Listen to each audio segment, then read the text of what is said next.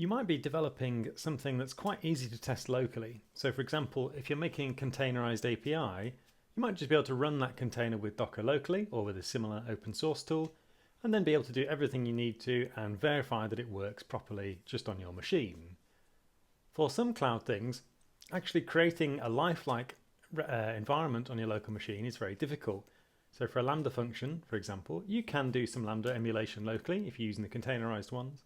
But sometimes you just want to get the code up into Lambda and verify that it works with the networking, permissions, memory, and other settings that you've got going on in your live environment or in a staging environment. It doesn't have to be the production one, but a real environment in AWS.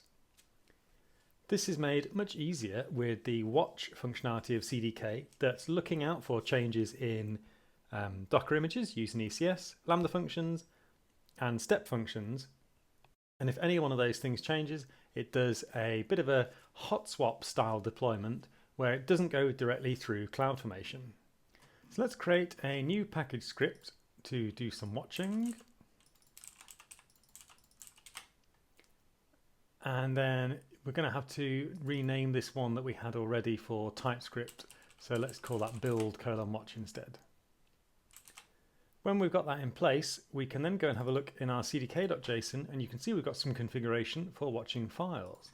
And actually, we probably don't want to watch the dist folder because that's got the compiled TypeScript code in, and we're not really interested in what's going on there because we're really asking to recompile or to rebundle the source files.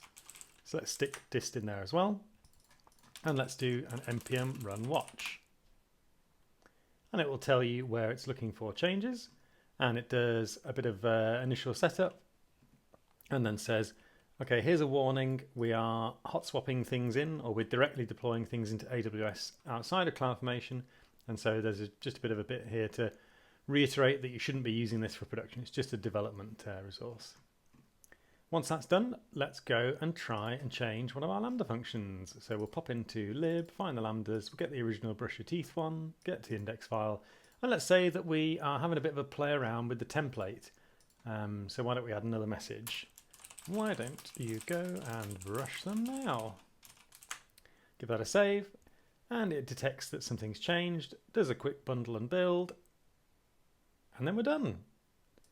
And so there you go, there's a quick demo of how Watch can save you some time if you're rapidly iterating on something like a Lambda function where CDK is producing an asset for you.